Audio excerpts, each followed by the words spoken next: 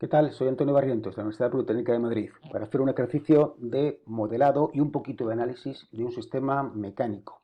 Es un péndulo, eso ya nos lleva a un sistema que va a ser no lineal, y nos va a tener que tocar linealizarlo, pero que en lugar de dejar al péndulo suelto, que oscile libremente cuando le colocamos en un cierto ángulo, le vamos a tener sometido a una cierta fuerza, F, está aquí llamada F en el enunciado, que le atrae. Y esa atracción la hace mediante una fuerza magnética. Tenemos una plaquita puesta en el péndulo y un electroimán que atrae a mi plaquita y por lo tanto al péndulo. Y este electroimán se alimenta a través de una corriente que está proporcionada por este elemento que tenemos aquí. Este elemento es un amplificador que lo que hace es coge una tensión de entrada, la resta de otra tensión de entrada, coge la tensión de entrada R, la resta la tensión E, y en función de la diferencia de esas tensiones genera, afectado por un factor de amplificación, genera una corriente, genera una tensión que a través de una carga pues da una corriente. En el enunciado veremos que nos dice cuánto vale F en función de los valores de R y de E. Bien. ¿Quiénes son R y E? Pues R es una tensión de mando, es un valor que yo voy a poder poner al valor que yo quiera. Y con él lo que voy a intentar es indicar qué ángulo quiero que adopte mi péndulo. Fijando R, cambiaré teta.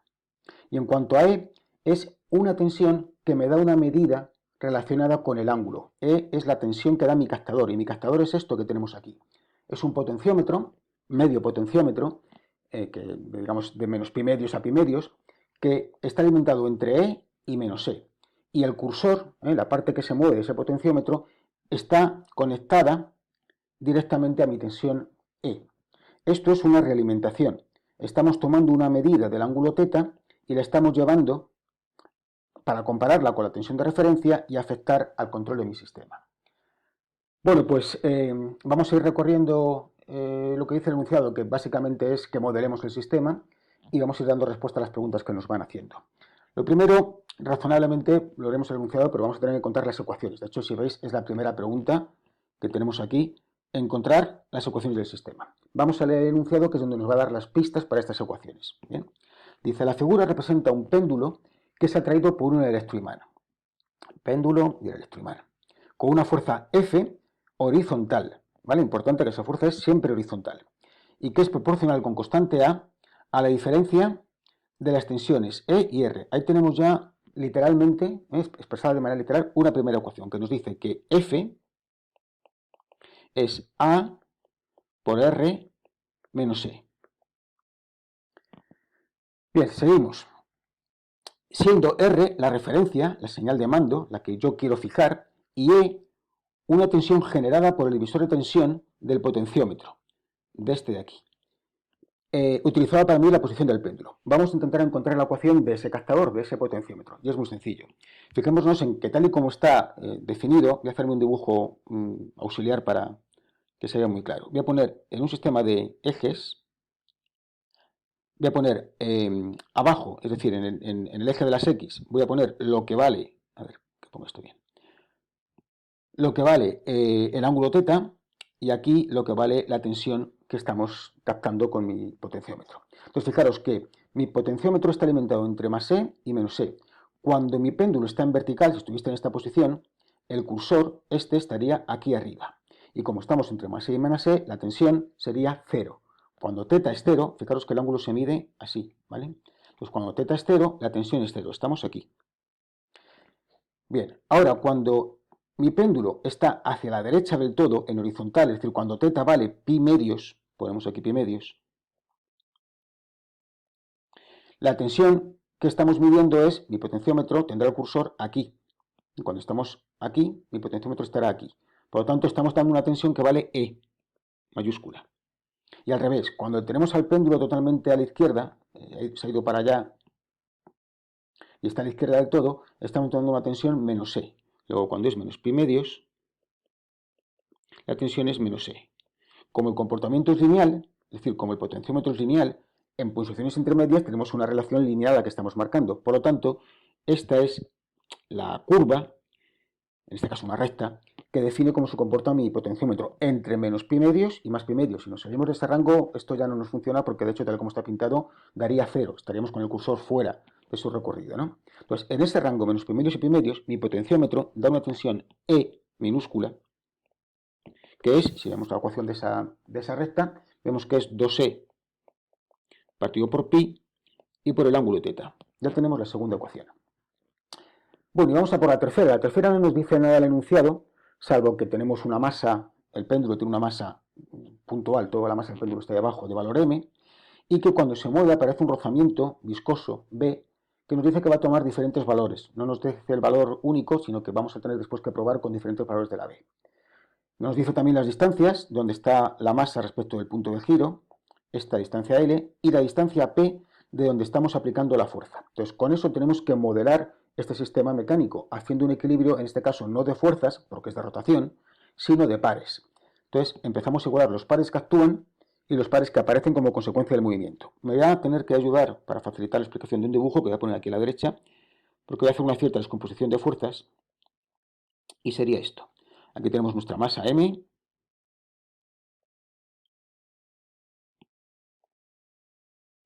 que está a una distancia L, y nuestra fuerza F, siempre horizontal,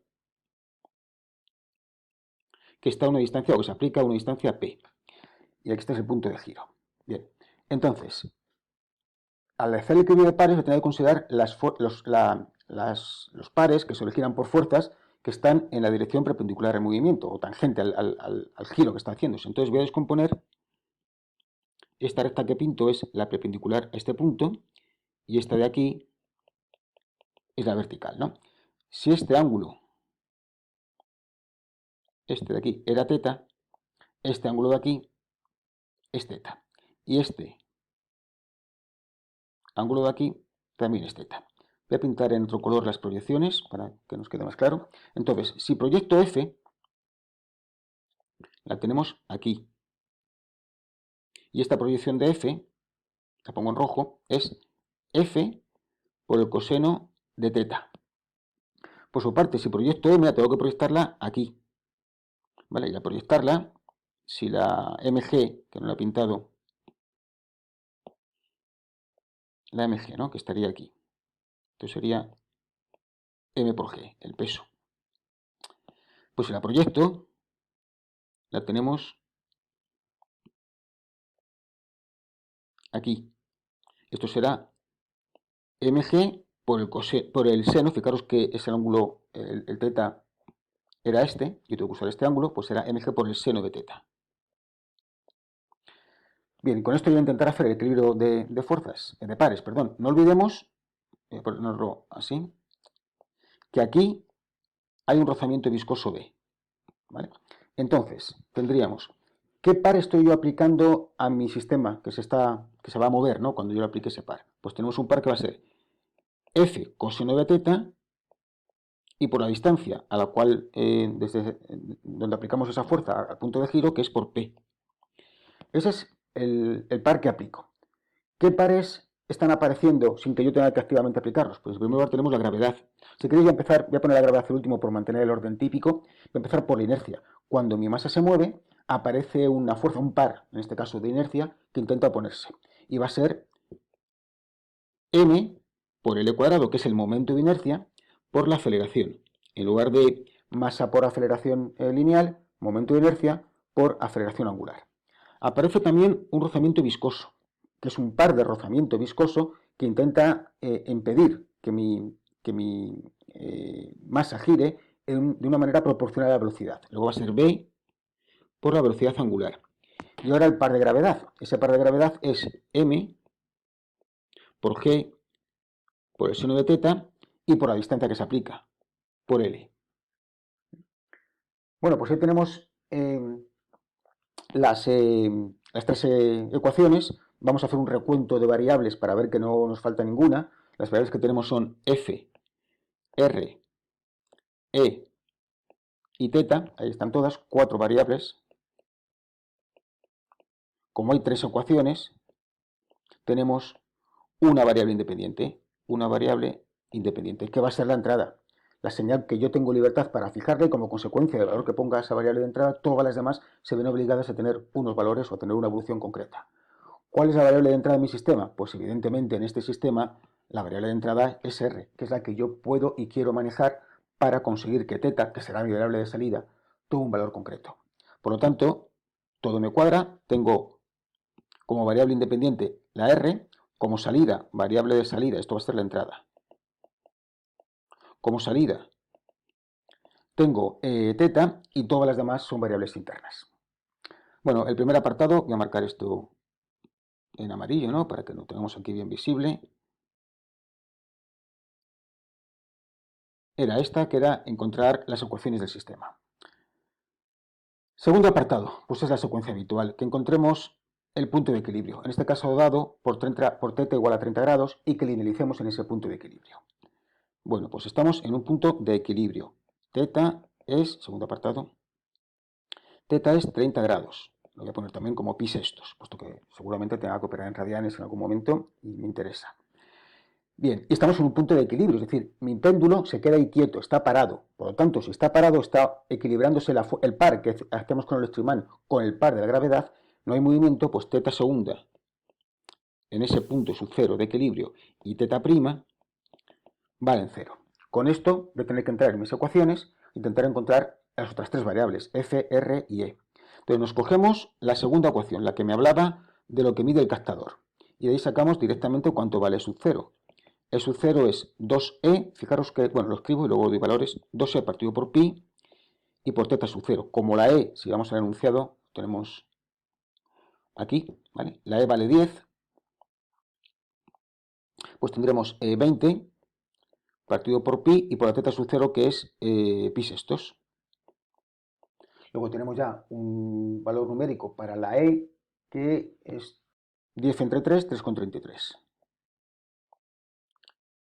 Bueno, la e sub 0. Vamos a por la siguiente, que pues podemos recurrir a la última ecuación, a esta, donde como vemos tenemos f en función de teta. Luego podemos despejar cuánto vale la f, puesto que teta sabemos cuánto vale. Tendremos que f sub 0 va a ser igual por coseno de teta. Voy a poner ya los valores, ¿no? Teta es pi sextos, 30 grados, luego el coseno de raíz de 3 partido por 2. Y por p, que si vamos al enunciado, aquí nos está diciendo que es 0,2. Igual, estamos aquí. Teta segunda en ese punto de equilibrio es 0, luego ese término fuera. Lo mismo con teta prima, y me queda únicamente este término, que es m, m vale 1, por la g que vale 10, por el seno de teta, estamos hablando de que teta es en 30 grados, luego es un medio, y por la L que vale 1. Luego, de aquí tengo que la f sub 0 es el 2 con el 2 que se me va, me queda un 10 partido por 0,2 y partido por raíz de 3. Es decir, 50 partido por raíz de 3 y esto vale 28,8. Bien, siguiente, ya tenemos tres valores. Hemos encontrado me daban el valor de teta sub 0, hemos encontrado el de sub 0, el de f sub 0 y me queda únicamente el de una variable que es el de la tensión de mando, precisamente la que yo tengo que fijar. Fijaros que me están diciendo que he conseguido colocar mi péndulo a 30 grados.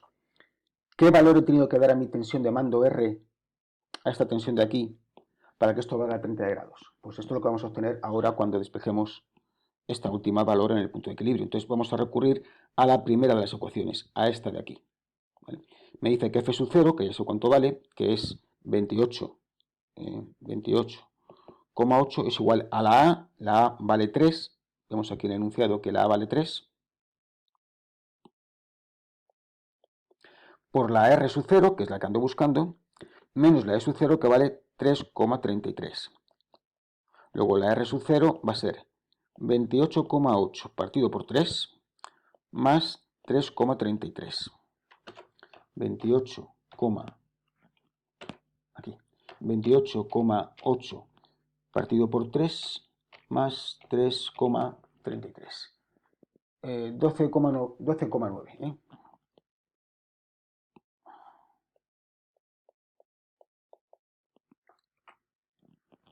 Bien, pues esta era la última que nos faltaba. Ya tenemos todas las variables en el punto de equilibrio y ya podemos linealizar en torno a ese punto de equilibrio. Cuando yo aplico 12,9 voltios a mi tensión R, esto se moverá, lo que sea, pero finalmente se me queda en un ángulo de 30 grados. Y resulta que la tensión que está midiendo mi captador es 3,33 y que la fuerza que está creciendo mi electroimán es de 28,8. Bueno, pues vamos a analizar las ecuaciones en ese punto de trabajo. Fijaros que la primera y la segunda ecuaciones son lineales ya, luego únicamente voy a convertirlas y voy a escribir incrementos. Entonces lo escribo tal cual. Ese sería incremento de F, va a ser igual a la A por incremento de R menos incremento de E. Después la segunda era la del potenciómetro y dice que el incremento de la tensión E que mide el potenciómetro va a ser igual a 2E partido por pi por el incremento de teta. ¿Vale? Estas dos son estas dos ecuaciones de aquí. Y ahora vamos a por la tercera. Me la voy a copiar y la voy a poner abajo para no andar subiendo y bajando continuamente.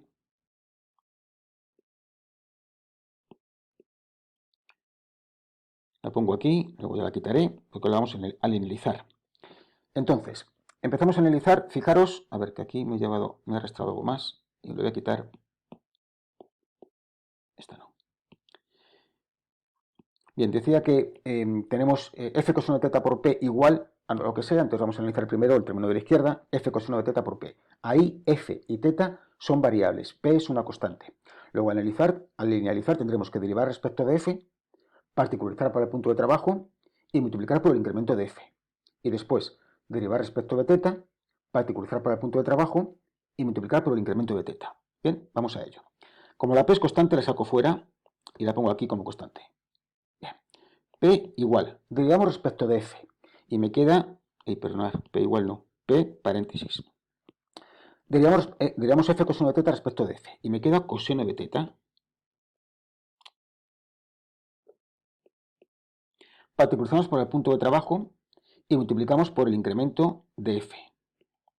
Y ahora derivamos respecto de teta. La derivada del coseno es menos el seno. Menos seno, particularizamos. Ahora f es una constante, estamos derivando respecto de teta, f es una constante. Particularizamos también la f y ya tenemos ahí la linealización del término de la izquierda, de mi igualdad. Ahora vamos a linealizar el término de la derecha. Aquí se me ha ido cuando he copiado, a ver. Sí, he debido que cuando he arrastrado esta segunda derivada no la he pillado, no la he copiado y se me ha quedado ahí, ¿vale? Entonces, decía que linealizamos, perdón, ml cuadrado teta segunda, es lineal, en teta segunda es lineal. Luego me queda ml cuadrado por incremento de teta segunda. Lo mismo con el término b por teta prima, más b por teta prima. Y ahora mgl seno de teta no es lineal porque tenemos un seno de teta. Mg y l son constantes. Y ahora, al linealizar seno de teta me queda coseno de teta particularizado y por incremento de teta. Ya tenemos esto linealizado. Puedo quitar esta expresión de partida. Y ahí tengo mis tres ecuaciones linealizadas en un punto genérico, porque no voy a dar valores a sub 0, ahora voy a dar valores a sub 0, en un punto genérico de equilibrio. Voy a dar ahora valores a las constantes y a los sub 0, a los valores del punto de equilibrio, y tendré ya mi sistema de ecuaciones linealizado en particular para ese punto de trabajo. Vamos a dar valores a los parámetros y a las variables en el punto de equilibrio para tener ya las ecuaciones en forma numérica. Bueno, pues la primera, incremento de f es igual a la A. La A en el enunciado me estaban diciendo que vale 3, es igual a 3 por incremento de R menos incremento de E. La siguiente, incremento de E es igual, la tensión del potenciómetro valía 10, luego sería 20 partido por pi, vamos a ver cuánto sale, 20 partido por pi sale 6,36. 6,36 por incremento de teta. Y ahora la de abajo. La P en el enunciado me decía que valía 0,2. 0,2. Por el coseno de teta, que es raíz de 3 partido por 2. Y por incremento de F. Bien, ahora. Por cierto, creo que cuando he escrito antes, este término de aquí no lo he puesto, le he añadido ahora cuando he revisado y editado el contenido. Bien. Entonces ahora voy a pasar este término, que está multiplicado por incremento de teta, lo voy a pasar a la derecha, para que quede todos los ángulos a la derecha y la f a la izquierda. Entonces tendríamos igual. Voy a comenzar entonces primero con este. M vale 1, L vale 1, pues me queda 1 por incremento de teta segunda. Más, vamos con este de aquí. La B es un parámetro que por ahora no doy valor. B por incremento de teta prima. Más, y ahora tenemos en primer lugar esto, que es M, que vale 1, G, que vale 10, por L, que vale 1, por coseno de teta, que es raíz de 3 partido por 2, y además tengo que pasarle todo esto que tengo aquí, ojo con la P, todo esto que tengo aquí. Entonces sería más la P, que vale 0,2, el seno de teta, que es 1 medio, la F sub 0, que le hemos obtenido hace un momentito, que valía 28,8. Y todo esto multiplica a incremento de teta.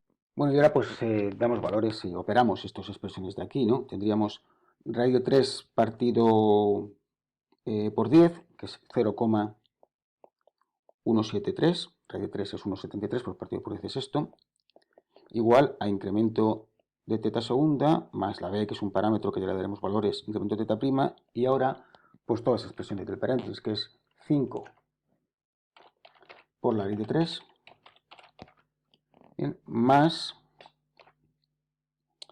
si no me equivoco, 2,8, ¿no? 2,88. Esto sale 11,54 por el incremento de teta. Voy a coger esta ecuación, que es la misma que la de abajo, pero operada, ¿vale? La voy a quitar.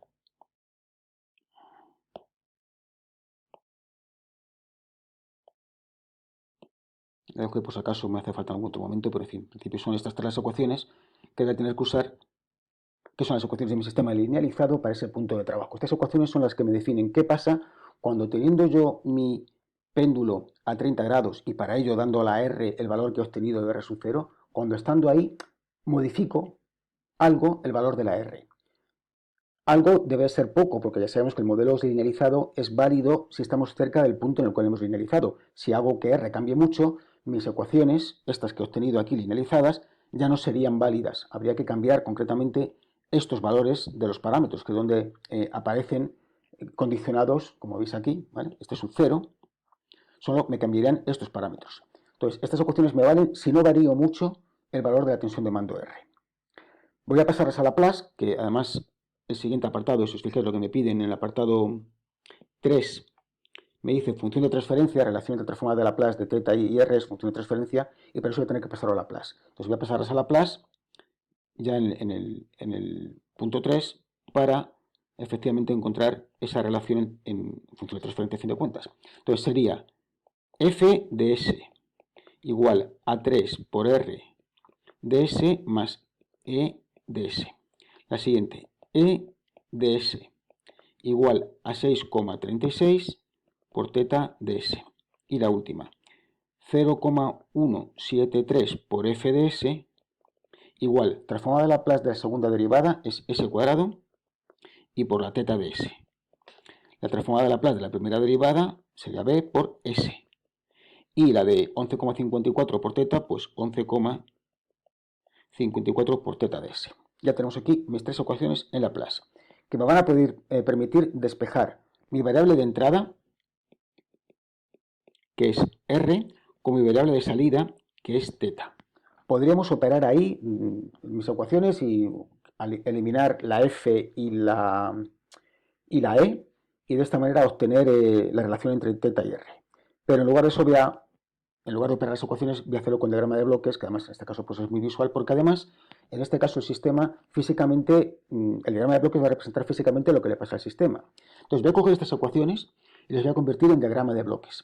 Para eso, y para no confundirme y hacerlo correctamente, voy a intentar seguir la secuencia de causa-efecto que ocurre en mi sistema.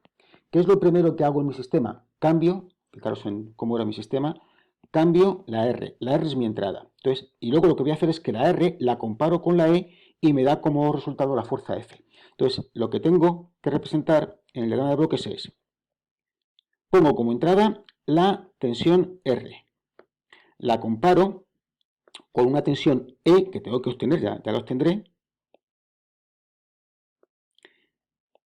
restándola.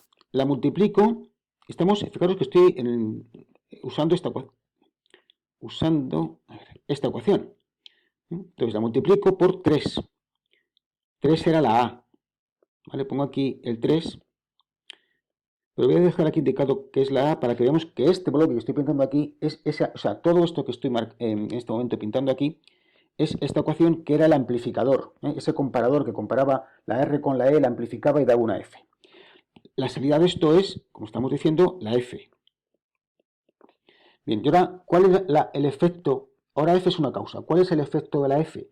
El efecto de la F es que el péndulo se mueve, teta. Y esa relación entre F y teta viene dada por esta ecuación de aquí abajo. Entonces lo que tengo que poner es que la teta es, cojo la F, la multiplico por 0,173 y la divido por S cuadrado más BS y más 11,54 y obtengo como resultado el movimiento, el ángulo, teta. Esto, por lo tanto, este bloque que acabo de pintar aquí, este bloque es mi sistema físico, es mi planta, es el sistema, en este caso mecánico, que ante una fuerza se mueve. ¿Y qué me queda? Pues me queda la tercera ecuación, que en este caso es la segunda de las que tenemos aquí, que es el captador. Entonces, el captador lo que me permite es, a partir del valor del ángulo teta, obtener el valor de la tensión E. Y eso viene dado por la relación 6,36. Bien. Entonces ya tenemos un diagrama de bloques, este signo que se vea bien, este es un más, un diagrama de bloques que me va a permitir obtener la relación entre teta y R. Es un diagrama de bloques sencillo, podemos simplificarle como que dice a ojo, ¿vale? Nos va a ser lo siguiente. Será la G partido por 1 más GH, recordar que era G partido por 1 más GH, donde la G era la cadena directa y la H era la reglamentación y con un más y un menos aquí. Pues en este caso será 3 por 0,173. Yo digo que con un poco de práctica esta operación se hace de cabeza porque como siempre es igual, pero lo vamos a hacer aquí despacito. Más B por S 11,54, eso es la G, partido por 1 más la G, repito, 3 por 0,173 y partido por S cuadrado más BS más 11,54 y por la H que vale 6,36. Entonces esto me queda, saco como un denominador aquí abajo, con lo cual me lo puedo simplificar con el de arriba y me queda S cuadrado más BS más 11,54 y más toda esta operación de aquí. ¿Vale? Voy a hacerla porque si no tengo que escribir mucho y al final habré que hacer antes o después. Es 3 por 0,173 por 6,36. Eso es 3,3.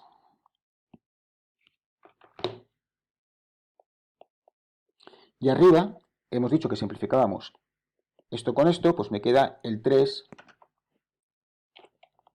por 0,173, es decir, 0,59.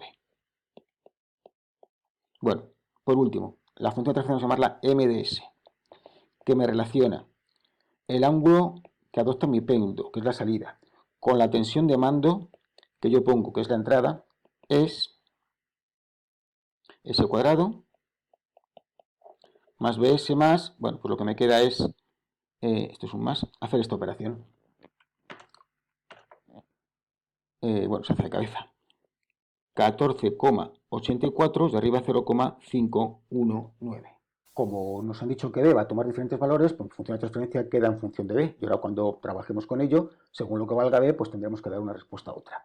Vamos a volver al enunciado a ver qué es lo que nos pedían ya en el punto 4.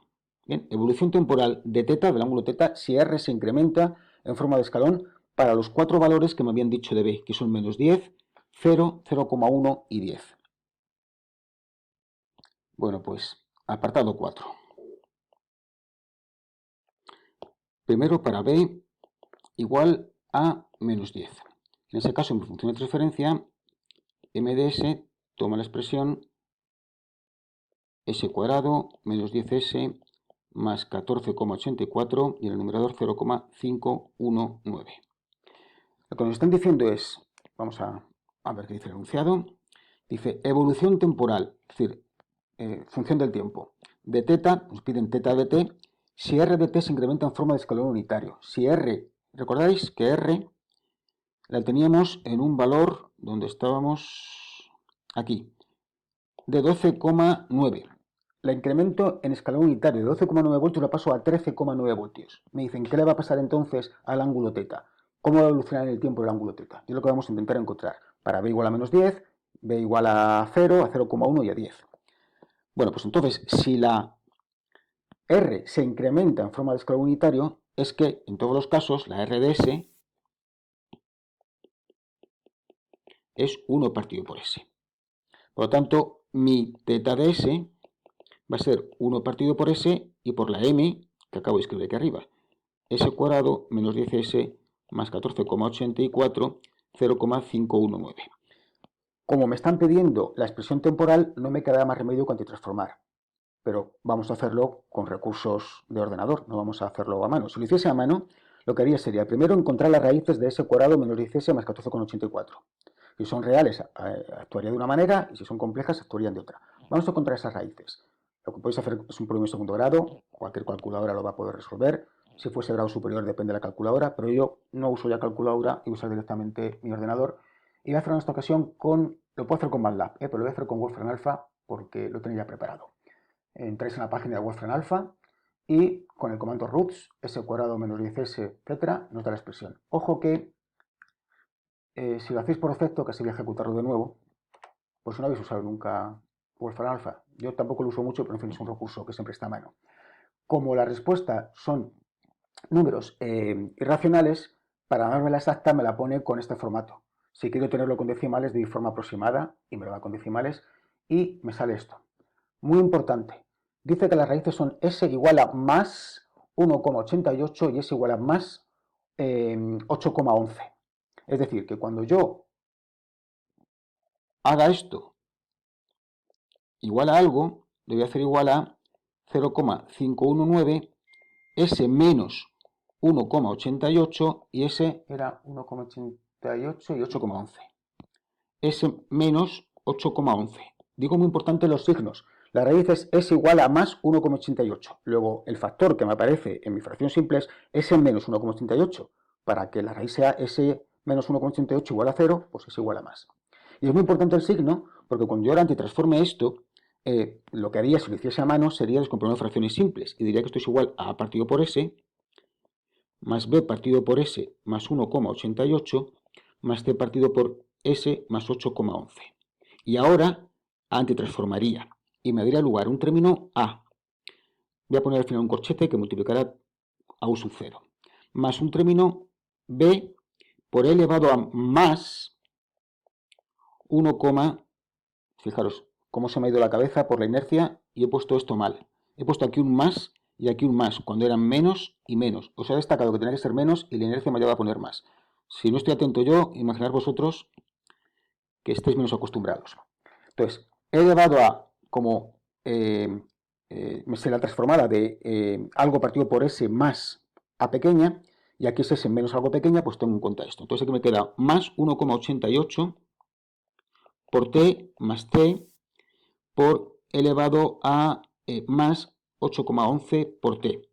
Bueno, una advertencia no tiene mayor importancia porque esto es únicamente para avanzar un poco conceptos, no me afecta a los cálculos. Pero esta b que estoy poniendo aquí no es la b de mi rozamiento, es la b que he puesto en las componentes fracciones simples. Llamadle otra letra si queréis, así no nos confundimos.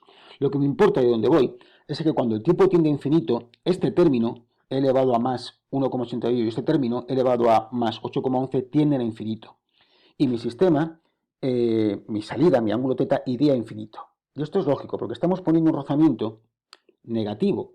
Esto quiere decir que yo me muevo en ese fluido, en este caso es el aire, mi péndulo se mueve en el aire a una velocidad y el aire, ese rozamiento extraño, artificial, le está empujando a que vaya más rápido. Y como va más rápido, le empuja aún más rápido. Es decir, mi sistema se va realimentando positivamente. Cada vez que se mueve a una velocidad, el sistema le empuja a que se mueva más rápidamente y al final pues θ sería infinito. Como es un ángulo, estaría dando vueltas continuamente. Bueno, pues como me están preguntando la respuesta temporal, no me quedaría más remedio que calcular A, B y C. Y pues sabemos hacerlo a mano, igualaría coeficientes de numerador, o sea, igualaría numerador, denominador, etcétera. En fin, operaría a mano como fuese y obtendría A, B y C. Pero en lugar de eso, voy a usar de nuevo las ayudas que me da el ordenador. Voy a usar Wolfram Alpha y entonces me vengo aquí a Wolfram Alpha. Tengo que preparar el comando para escribir. Lo que hago es transformar inversa a Laplace de la función, la señal que teníamos 0,519 partido por S partido por todo esto de aquí. Calculamos cuánto vale esto.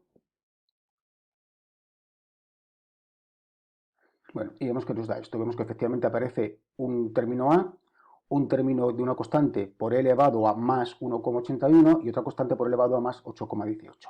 Esta es la respuesta que me están pidiendo. La voy a transcribir.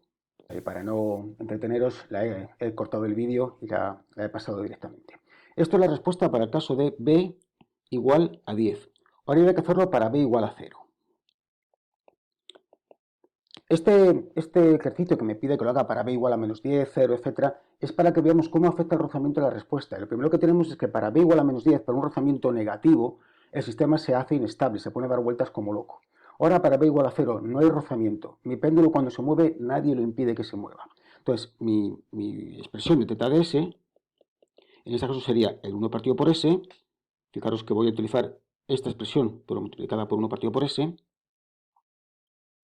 0,519 y abajo tendríamos s cuadrado. Ahora la b es 0, pues aquí nada.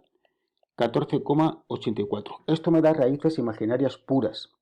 ¿Vale? La b es 0, no tengo, las raíces son más menos raíz de 14,84j. Entonces son raíces imaginarias puras. Al transformar no me van a aparecer términos exponenciales, sino únicamente términos en seno o coseno. ¿Vale? Como antes, me voy a mi Wolfram Alpha. Fijémonos que respecto a la que tenemos antes, únicamente me cambia que ese término de aquí, que antes era 10s, ahora va a desaparecer, con lo cual tengo que escribir poco. Basta con que aquí quite esto.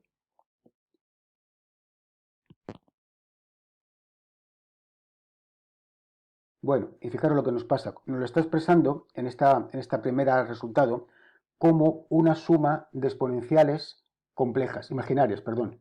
Sabemos que por las fórmulas de Euler podemos pasar exponenciales imaginarias a senos y cosenos. Y de hecho, si vamos más abajo, nos está dando aquí la expresión ya en forma coseno.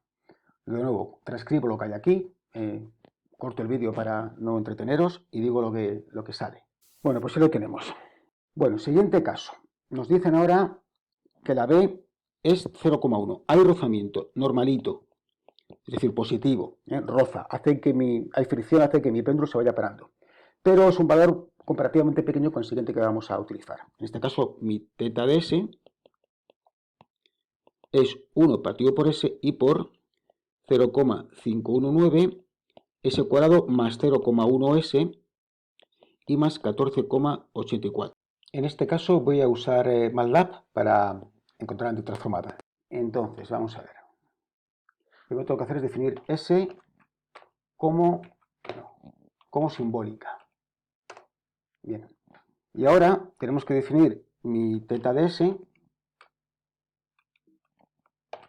como, la tenía escrita, 0,519 partido por S cuadrado más 0,1 partido por 14,85. ¿Vale? Esta era 14,84, perdón. Esta era la expresión que tenía. Bien, ahí tengo la θ. Yo ahora obtengo la antitransformada, la pongo en minúsculas, distingue mayúsculas y minúsculas, como la transformada inversa de Laplace de la grande. Y fijaros que me queda una expresión realmente fea de ver. Posiblemente esté bien, no lo cuestiono, pero esto es difícil de manejar. No sé si habrá otro modo mejor de solucionarlo, pero yo lo voy a hacer de esta manera. Lo que hago es, utilizo el comando VPA, que lo que hace es, pues con cálculo, con números simbólicos, me los opera y le pongo solamente, voy a poner 3 decimales, con 3 decimales. Bueno, ya me queda algo ya más visible. 0,035 por el factor común de 1 menos la exponencial de 0,05t, etc. ¿Vale? Transcribimos esto. De nuevo he parado el vídeo para que no os tengáis mientras hago la copia y tengo esta expresión. ¿Vale? Fijaros que aquí la exponencial es negativa. Eso quiere decir que cuando el tiempo va creciendo, esa exponencial va siendo cada vez más pequeña hasta que se atenúa tanto que desaparece. Es decir, que al final toda esta parte de aquí, que es donde está el seno y el coseno, las oscilaciones, desaparece. Y me queda que al final esto se queda en 0 en 0,035. Espero, porque esto lo he hecho MATLAB, pero que si yo divido 0,519 entre 14,84 me da el 0,035, efectivamente, ¿vale? ¿Por qué tenía que ser eso? Porque si aplico el teorema de valor final a esta expresión, límite cuando s tiende a infinito de s por todo esto, la s del numerador se me va con la s del denominador y me queda finalmente esto entre esto. Y es lo que vale al final, 0,035. Puedo aplicar el teorema de valor final sin temor porque las raíces de s cuadrado 0,15, 14,87 son reales. Perdón, son con parte real negativa. Son complejas. De hecho, vamos a hacerlo con MATLAB. Roots, paréntesis, vaya, corchetes, y dentro ponemos los coeficientes, que eran 1, 0,1 y 14,84. ¿Vale? Dos raíces complejas con parte real negativa. La parte real, precisamente, menos 0,05, es el exponente de la forma exponencial. Y la parte imaginaria, 3,85, es precisamente la frecuencia de mi seno y de mi coseno. Bien, todos estos términos son los que desaparecen y me queda únicamente el 0,035. Bueno, y por último, con b igual a 10.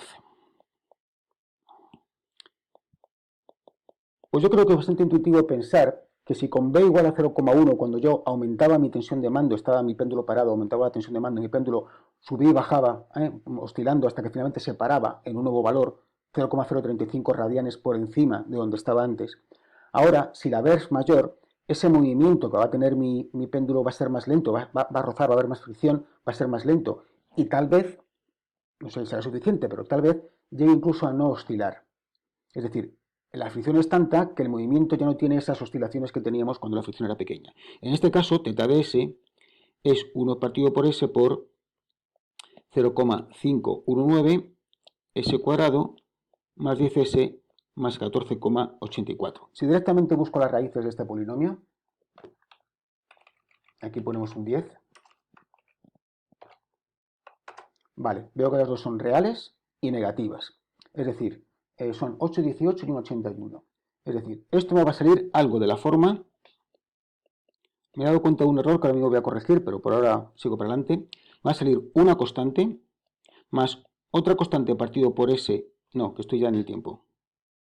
Estaba poniéndolo en descomposición de fracciones simples. Me va a salir una constante, vamos a llamarla K, por 1 menos elevado a menos, era 8,11 creo. Esto con otro valor, B, y aquí otro C, por elevado a menos, creo que era 1,81. Sí, 1,81. Esto era un 8 y aquí 1,81. Por T. Dos exponenciales sin oscilaciones que se acabarán atenuando. Para transformar en este caso y usar Wolfram Alpha, si lo intentéis con MATLAB, veréis que os aparecen las expresiones en lugar de senos y cosenos en formato de exponenciales de números imaginarios, que se pueden convertir, pero es más incómodo. Así que voy a usar Wolfram Alpha en este caso. Si hacemos, que es poner aquí un 10.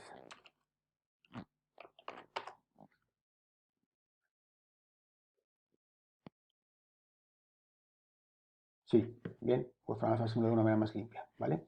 Y tenemos aquí esa exponencial de menos 8, exponencial de menos 18, con unos coeficientes delante, que son los que yo calcularía como de fracciones simples, y con un valor final, este 0,519 por 0,06 es el mismo valor que hemos dicho que me procede obtener aplicar el teorema de valor final aquí. Fijaros que aunque aquí ponga 0,1, 10 o lo que sea, siempre y cuando pueda aplicar el teorema de valor final, siempre y cuando las raíces tengan parte real negativa, siempre, con esa condición por delante, el cociente, el valor final va a ser el mismo y va a ser el 0,035.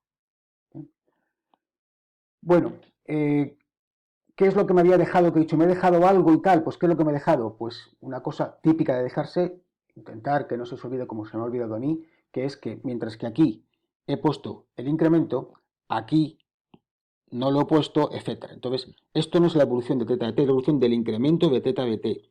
Teta de t estaba en un valor de reposo, que era teta sub 0, y ahora se va a incrementar respecto a esa posición de reposo según estas expresiones. Es decir, lo pinto de una manera un poquito gráfica. Mi péndulo estaba aquí quieto a 30 grados y lo que va a hacer es, pues, oscilar arriba y abajo, o si no oscila, porque estamos en los casos en los cuales la oscilación es subir y quedarse en un nuevo valor a partir, que va a tener estas expresiones que hemos puesto aquí, a partir de esta posición de reposo. Bueno, pues si recorro de nuevo, perdonadme, el enunciado, bueno, pues mira, precisamente nos estaba preguntando lo que ya hemos anticipado. Nueva posición de equilibrio para los valores indicados de B. Pues voy a recordar que θ sub 0 estaba en 30 grados, pi sextos. Entonces, cuando la B, esto sería el apartado 5 si no me equivoco, cuando la B es menos 10, no hay nuevo equilibrio. Luego no puedo decir cuál será la nueva posición de equilibrio. Cuando la B es 0, lo que hemos dicho es que las raíces tienen parte real 0, no podemos aplicar tampoco tener valor final, no hay punto de equilibrio, pero aquí se iba al infinito, tenemos esas exponenciales crecientes, y aquí lo que hace es que se queda continuamente arriba y abajo, oscilando. Oscila permanentemente. ¿Vale? En torno al ángulo, en torno a donde estábamos, a 30 grados.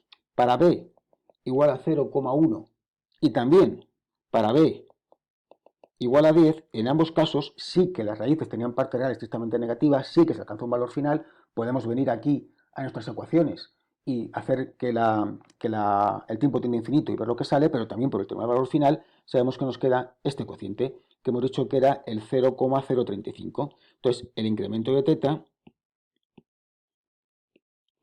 es 0,035. Pasamos de estar aquí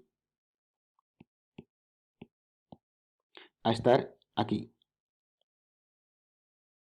con un ángulo, este de aquí, que se ha incrementado en 0,035. Este ángulo de aquí era, esto es en radianes, era pi sextos, y ahora pasamos a 0,035. Bueno, y eso eran los apartados. Bien, he hecho bastante énfasis en qué pasa con la respuesta según el valor de B y en definitiva o matemáticamente según el valor donde están los polos, porque es importante que tengamos esto bastante interiorizado. Cuando los polos son reales, sin parte imaginaria, reales, pero con esa parte real es positiva, el sistema se va al infinito, es inestable, las exponenciales crecen hasta el infinito. Cuando el sistema tiene parte real nula, el sistema lo que hace es oscila permanentemente. No tenemos términos exponenciales que se atenúen ni que crezcan. Hay únicamente términos senoidales, cosenoidales. Está oscilando. Cuando el sistema tiene términos reales negativos y términos imaginarios, es decir, son raíces complejas conjugadas con parte real negativa, va a oscilar, pero las exponenciales van a final a pararse, van a final a atenuarse. Y cuando son polos reales y negativos, esto directamente, sin llegar a oscilar, llega a un nuevo valor, evoluciona. Desde aquí hasta aquí, sin oscilar. Esto es en el caso de B, esto que estoy pintando ahora es en el caso de B igual a 10, haría esto. Y en el caso de B 0,1 haría esto, hasta que se pararía ahí. Bien, pues ejercicio finalizado.